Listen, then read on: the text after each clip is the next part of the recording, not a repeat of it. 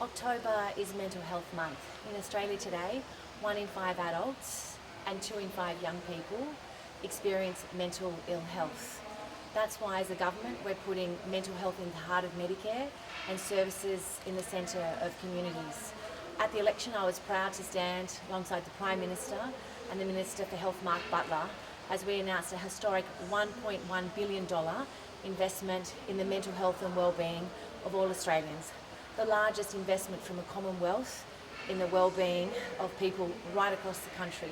We're creating a new system of care across the lifespan, meeting people where they're at, Medicare mental health. This month we have opened our 50th Medicare Mental Health Centre.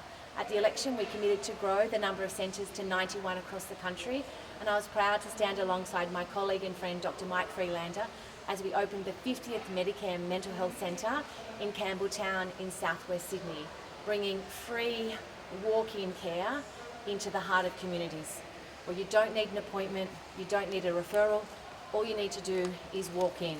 And you'll be met by a peer worker, someone who's walked in your shoes, someone with their own lived experience. The best way often to start your journey to support and recovery. We're also opening more Headspace centres, acknowledging that today 2 in 5 young people, or 40% of young Australians, experience mental health distress in any year. That's double what it was when Headspace was first introduced nearly 20 years ago. So we'll be expanding the number of Headspace centres to 203 across the country, bringing support and care closer to young people in their communities in times of need. We'll also be introducing a new model of care, Headspace Plus, acknowledging the more complex problems that young people are coming seeking support from Headspace for. And for the first time we'll be introducing a new youth specialist care centres for the much more complex and challenging and ongoing mental health challenges that young people experience, including early psychosis and eating disorders. And I know my colleague and friend Dr Mike Freelander, as a paediatrician, has worked with many young people and families in these type of situations and welcomes the introduction of more free support in communities when people need it. We're also introducing Kids Hubs for the first time in Australia, a place where parents and children can together receive support under the one roof. For children aged 0 to 12 and their parents and caregivers, support for social, developmental and emotional needs at that critical time, earlier intervention and in communities much closer to home. And for parents in the perinatal period, new perinatal mental health centres in partnership with Gidget, expanding that network across the country from 10 to 20, understanding that 1 in 5 new mothers and 1 in 10 new fathers experience depression or anxiety in that perinatal period.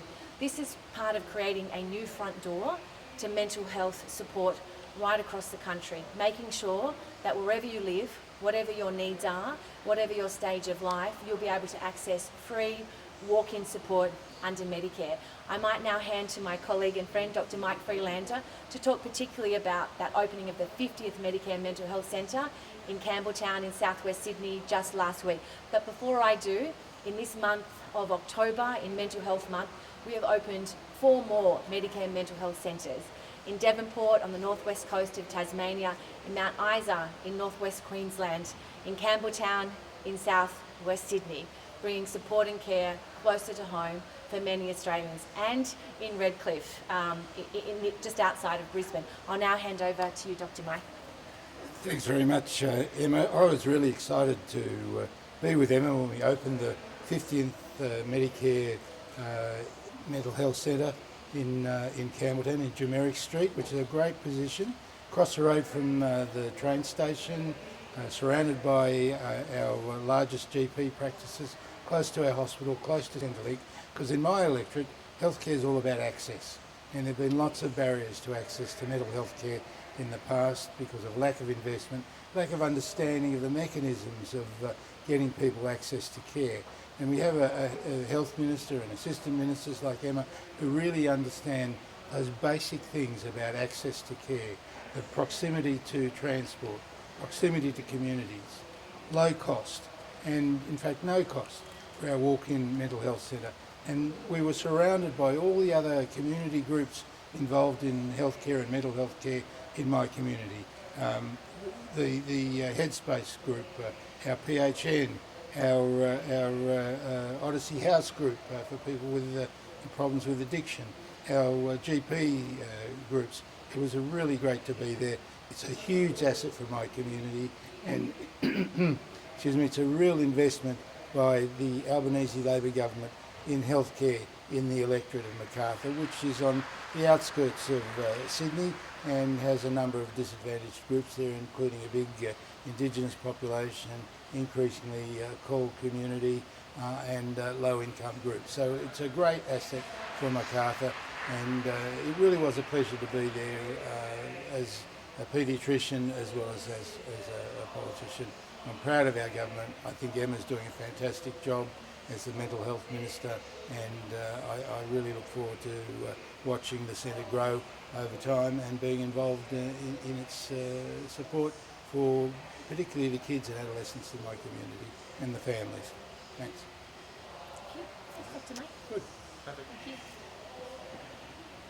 So,